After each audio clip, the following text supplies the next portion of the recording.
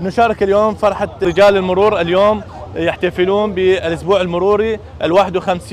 هذه الذكرى السنوية تعاد كل سنة. السلام عليكم. وعليكم السلام. عميد محمد مديرية مرور كركوك اليوم هو القائد في هذه الاحتفالية أو هذا المسير في مدينة كركوك. كلمنا عميد محمد، شو تحب تقول؟ نقول لك مبارك. بداية بارك وأهنئ معالي وزير الداخلية المحترم والسيد مدير مرور العام المحترم بهذه المناسبة، ذكرى أسبوع مرور 51 السنوي. نعم.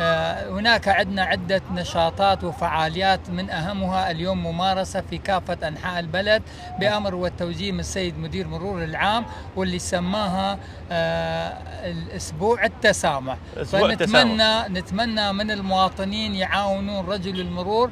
أكيد الرجل المرور في خدمة الشعب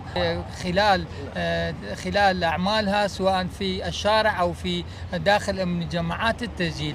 فأكيد هناك عدة نشاطات مركزية من قبل السيد مدير مرور العام، اللي هو زيارة العوائل الشهداء والجرحى، وزيارة المسنين، وزيارة المرضى في مستشفيات، وتبرع بالدم. نعم. وعدة نشاطات أخرى. نعم، نحن نجدد أيضا كإعلام نجدد الدعوة لاحترام القوانين المرورية. اليوم القوانين المرورية مهمة حفاظا على أرواحكم وأرواح المواطنين الأبرياء. شكرا سيادة العميد، عميد محمد، ضابط أو مديرية مرور كركوك.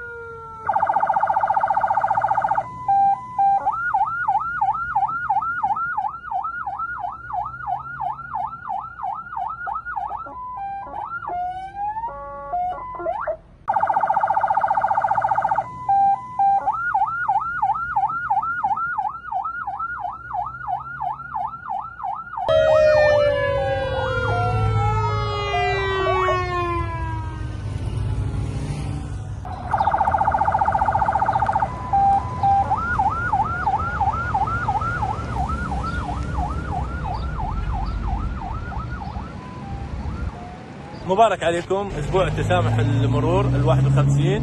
كل سنة يحتفلون بهيك وقت. السلام عليكم. السلام. كلمنا بهذه المناسبة. بمناسبة أسبوع المرور السنوي ال51، نتقدم بأزكى آيات التهاني والتبريكات لمعالي وزير الداخلية وسيد مدير المرور العام، ولجميع ضباط ومنتسبي هذه المديرية بما يبذلون من جهود في مساعدة المواطن وتنظيم حركة السير والمرور، ومن خلال التوعية المرورية، تقليل الحوادث المرورية، ومحاسبة السواق المخالفين. والغرض الأساسي هو المصلحة العامة. يعني مرور نوجد في خدمة المواطن. أكيد احنا طبعا المرور نوجد في خدمة المواطن. لولا المواطن لا يوجد شيء اسمه مرور. طبعا احنا ارتباطنا بالمواطن، بإيد واحدة ما نصفق، المواطن لازم يكون ويانا. يعني سلامتهم. أكيد. إن شاء الله عقيد أحمد. شكرا.